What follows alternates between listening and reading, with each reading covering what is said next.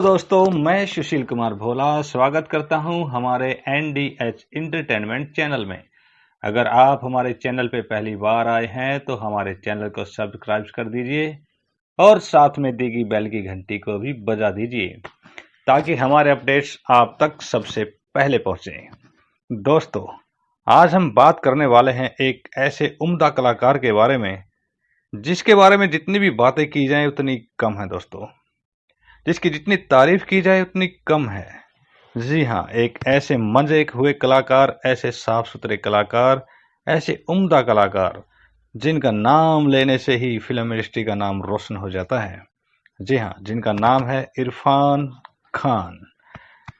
जी हाँ, इरफान खान एक ऐसे मंजे हुए कलाकार हैं जिन्होंने अपनी एक्टिंग का लोहा देश ही नहीं बल्कि विदेशों में भी मनवाया है, क्योंकि इन्होंने बॉलीवुड के साथ हॉलीवुड की भी काफ़ी सारी फिल्में की हैं और अनेकों अनेकों अवार्ड्स अपने नाम किए हैं दोस्तों।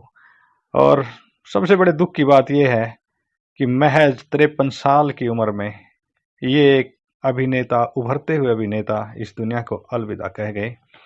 आज हम उनके बारे में जानेंगे, उनके कुछ फैक्ट्स, उनकी कुछ ऐसी बातें, उनके कुछ ऐसे अनसुने किस्से जो पर्दे के पीछे रह गए, जो आज तक हम और आप नहीं जान पाए। जी हाँ, हम उन्हीं किस्सों को लेकर आपके सामने आए हैं और मैं एक बार फिर आपसे निवेदन करता हूं, हमारे चैनल पर अगर पहली बार आए हैं तो हमारे चैनल को सब्सक्राइब कर दीजिए। जी हाँ, तो स्टार्ट करते हैं। ऐसे ही दिग्गज अभिनेता इरफान खान ने 53 साल की उम्र में दुनिया का अलविदा कह दिया। मुंबई के कोकिलाबेन धीरूभाई अंबानी अस्पताल में उन्होंने आखिरी सांसें ली। नशीली आंखों से अभिनय करने वाले इस एक्टर ने बिना गॉडफादर इस इंडस्ट्री में जगह बनाई थी। जी हाँ दोस्तों, कहते हैं ना कि अगर फिल्म इंडस्ट्री में कोई गॉडफादर ना हो तो कोई पूछने वाला नहीं है। लेकिन ये एक ऐसे उम्दा कलाकार, ऐसे संजीदा कलाकार हैं जिन्होंने सिर्फ अपनी एक्टिंग के बलबूते पर, अपने टैलेंट के बलबूते पर इस फिल्म इंडस्ट्री में ऐसी मुकाम, ऐसी जगह बनाई जो शायद ही कोई बना पाए। जी हाँ, और इरफान खान को मंगलवार को पेट के संक्रमण के बाद शहर के एक अस्पताल की आईसीयू में भर्ती कराया गया था।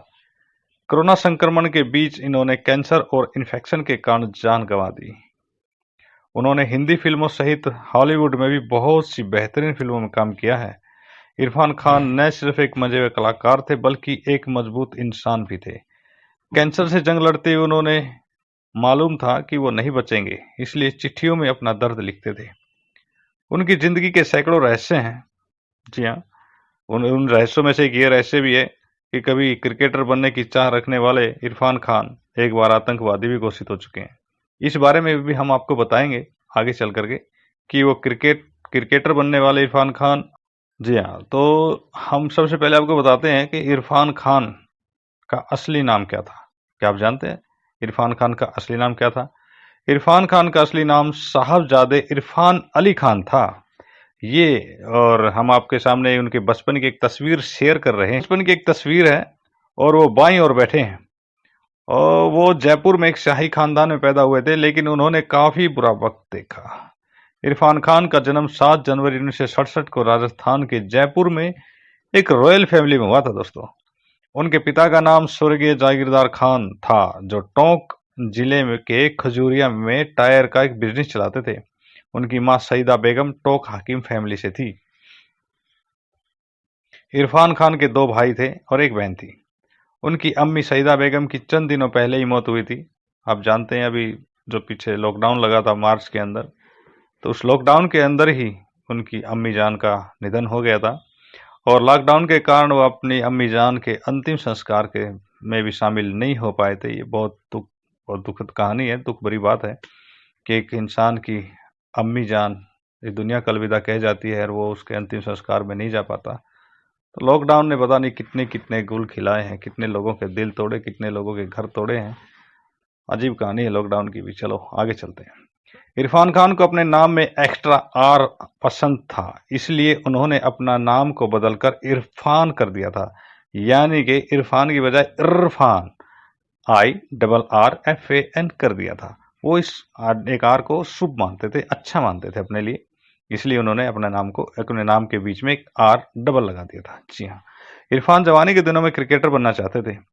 उनके माँ बाप का इसमें कोई भी सपोर्ट नहीं था, या वो नहीं चाहते थे कि क्रिकेटर बने। एक्टिंग में जाने की ठान ली, माँ बाप का सपोर्ट नहीं मिला, इसलिए क्रिकेटर नहीं बन पाए। एमए की डिग्री ली थी, साथ ही एनएसडी से 1984 में एक्टिंग डिप्लोमा भी किया था।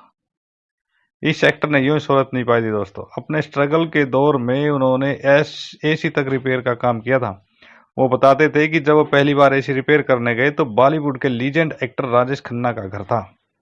जी हाँ, जब उन्होंने पहली बार अपनी मेहनत से कुछ कमाना चाहा तो किसके घर गए? राजेश खन्ना, जो उस समय के सुपरस्टार हे जो अपनी गर्दन हिला के लोगों को दीवाना कर देते थे।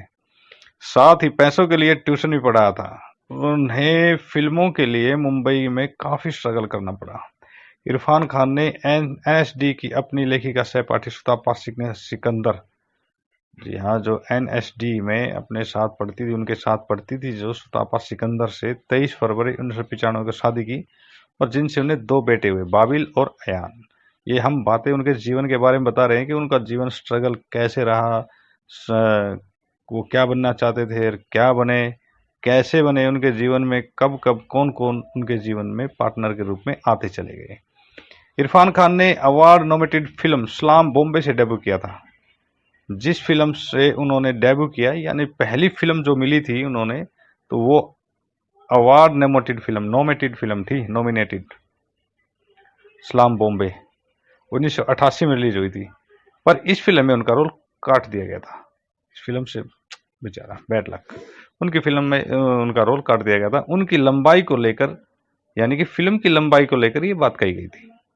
उन्होंने कैरियर की शुरुआत में चाणक्य, भारत की खोज, सारा जहां हमारा, बनेगी अपनी बात, Chandrakanta, Anugunj, Shrikant, star, best sellers and Sparsh जैसे टीवी सीरियल्स में छोटे मोटे रोल किए थे। तो आप समझ सकते हैं कि कितना बड़ा स्ट्रगल किया होगा कि जो छोटे मोटे टीवी सीरियल्स आते हैं उनके अंदर छोटा मोटा रोल करके बहुत लंबी इनकी स्ट्रगल की ये कहानी है। चलिए आगे चलते हैं। इरफान को पहचान कब मिली?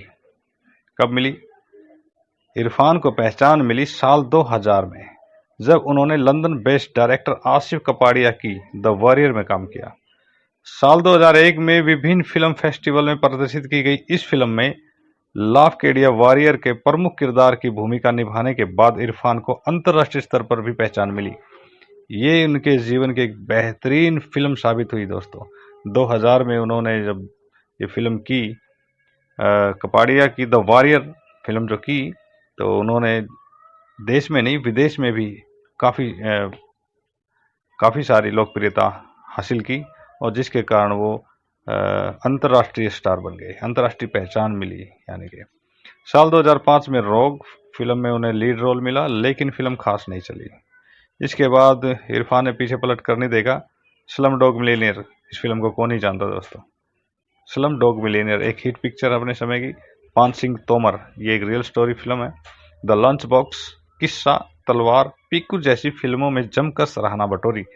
2017 में इरफान खान की 3 हिट फिल्में मदारी, हिंदी मीडियम और करीब करीब सिंगल ने बॉक्स ऑफिस पर काफी अच्छी कमाई की दोस्तों। इरफान ने हॉलीवुड में स्पाइडरमैन, जी हाँ, ये तो इंडियन पिक्चरें थी, इंडिया से बाहर जो हॉलीवुड की पिक्चरें बनती हैं उसमें भी काम किया। उनके भी नाम मैं बता रहा हूँ आपको। इरफान ने हॉलीवुड में स्पाइडरमैन, जुरासिक वर्ल्ड, इन्फर्नो के अलावा कई अन्य अंतर्राष्ट्रीय स्तर के प्रोजेक्ट में शानदार अभिनय किया है। अपनी एक्टिंग से इरफान ने नेशनल अवार्ड भी जीता। पान सिंह तोमर के लिए नेशनल अवार्ड भी जीता। क्या बात है। इरफान इस्लाम और धर्म की कट्टरता को लेकर हमेशा बेबाक बयान देते थे। एक बार उन्होंने कुर्बानी से जुड़ा बयान बवाल मचा दिया था। एक बार उन्होंने जो कुर्बानी देते हैं उससे कोई बयान दिया था, जिससे कि धर्म गुरुओं में काफ़ी बवाल मचा था कि ऐसा बयान क्यों दिया। इस्लामिक धर्मगुरुओं ने उनके खिलाफ मोर्चा खोल दिया। धर्मगुरुओं ने इरफान को अपना काम पर ध्यान लगाने और धार्मिक मामलों में न पड़ने की सलाह दी है। हालांकि इरफान का कहना है कि धर्मगुरुओं से डरने वाले नहीं हैं। वह ऐसे देश में रहते हैं जिस देश को धर्म के ठेकेदार नहीं चलाते बल्कि कानून चलाता है। इरफान खान एक मनमोजी इंसान भी रहे हैं। यानी इसका मतलब है कि इरफान खान को कानून पर, इंडिया के लॉ पर काफ़ी भरोसा था। जी हाँ, इरफान खान एक मनमोजी इंसान भी रहे हैं। वो गंभीर थे और हंसमुख भी। गंभीर तो उनकी एक्टिंग से पता चलता है, कितने संजीदा रोल करते थे वो, गंभीर रोल करते थे। उनकी आवाज़ में भी एक दर्द था। उनकी एक अजीब ख्वाहिश थी, अपनी माँ के लिए नोटों से भरा सूटकेस देना। वो चाहते थे कि जैसे फिल्मों में पैसे देते हैं ना, सूटकेस भर के, माँ ले माँ मैं तेरे लिए कमा के लेके आया हूँ, पैसे से नोट भरा।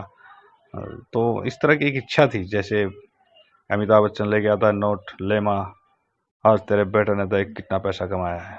ऐसा कुछ करना चाहते थे अपनी माँ के लिए, एक नोटों से भरा सूटकेस देना चाहते थे। इरफान खान साल 2011 में कला क्षेत्र में अपने योगदान के लिए पद्म श्री पुरस्कार से सम्मानित किए गए, यानी 2011 में उन्हें पद्म श्री पुरस्कार मिला। क्या बात है।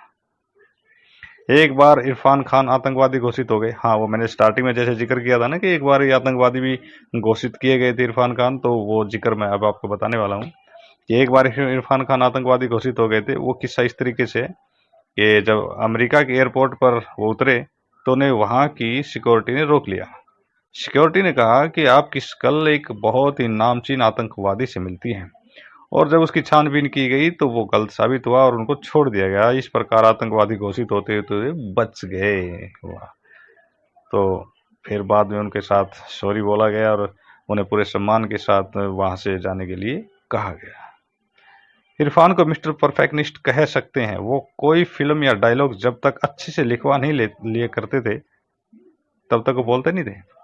उनकी पत्नी ने एक बार बताया था कि एक फिल्म की स्क्रिप्ट को उन्होंने लगभग 11 बार रीराइट करवाया। रीराइट का मतलब बार बार लिखवाना, उसको रीराइट बोलते हैं। तो उन्होंने एक फिल्म की स्क्रिप्ट को 11 बार रीराइट करवाया, और तब जब उनको एक कॉन्फिडेंस हो गया, हाँ ये मेरे हिसाब से ठीक लिखी गई है, तब उस स्क्रिप्ट को पढ़ा गया और उसको डायलॉग को बोला गया। इसलिए हम उनको कह सकते हैं कि मिस्टर परफेक्शनिस्ट है। जब तक किसी काम में पूरे परफेक्ट तरीके से उसको समझ में ना आ ले, अपने दिमाग में ना बिठा लें, तब तक उस काम को नहीं करते थे। इसीलिए तो भाई इन्होंने इतने अवार्ड्स जीते, इतना नाम कमाया, विदेशों में, अमेरिका में, फिल्मों में धूम मचाई। इरफान हिंदी सिनेमा के इकलौते अभिनेता हैं जिन्हें एकेडमी अवार्ड्स जीते हैं। क्या बात है, सलाम है दोस्तों ऐसे अभिनेता को। वैसे तो फिल्मों के अंदर बहुत सारे अभिनेता हैं, रहेंगे आगे भी, लेकिन एक एकेडमी अवार्ड्स, एक इकलौते अभिनेता, सलूट। और आपको भी मेरा निवेदन है कि एक ऐसे उम्दा अभिनेता के लिए, अपने चहेते अभिनेता के लिए एक लाइक तो बनता है दोस्तों। लाइक का बटन दबा दीजिए इरफान खान के लिए। स्लम डॉग मिलियनेयर 2008 और लाइफ ऑफ पाई 2012 के लिए उन्होंने ये अवार्ड्स अपने नाम किए हैं। कांस फिल्म फेस्टिवल में उनकी फिल्म लंच बॉक्स को सिने चॉइस अवार्ड मिला है। जी हाँ दोस्तों, लाइफ ऑफ पाई है। लाइफ ऑफ पाई एक बेहतरीन फिल्म है, बहुत ही सुंदर पिक्चर है। मैंने देखी, आप भी देखिए, बहुत अच्छी पिक्चर है। इरफान खान को साल 2012 में बेस्ट एक्टर का नेशनल फिल्म अवार्ड्स मिला। पानसिक तोमर के लिए उन्हें फिल्म फेयर क्रिटिक का बेस्ट एक्टर अवार्ड मिला था। उन्होंने 3 international Indian film academy awards अपने नाम किए हैं। उन्हें 2017 में हिंदी मीडियम के लिए बेस्ट एक्टर का फिल्म फेयर अवार्ड मिला। जी हाँ, देखते हैं कितने अवार्ड अपने नाम किए यार। और एक इतने अवार्ड्स नाम होने के बावजूद भी उनका एक नाम, उनका एक शान, उनकी शोहरत एक आम इंसान की तरह ही रहे। कभी नहीं लगा कि हाँ कुछ अलग है, पर उनकी शख्सियत अलग थी, उनका अंदाज अलग था। ऐसे कलाकार को मैं अपने मन से सल्यूट करता हूँ, नमन करता हूँ। और उन्होंने जो 53 साल की उम्र में इस दुनिया का अलविदा कहा, उसके लिए हमें दुख भी है और हमारे मन में उनके लिए श्रद्धा भी है और सम्मान भी है।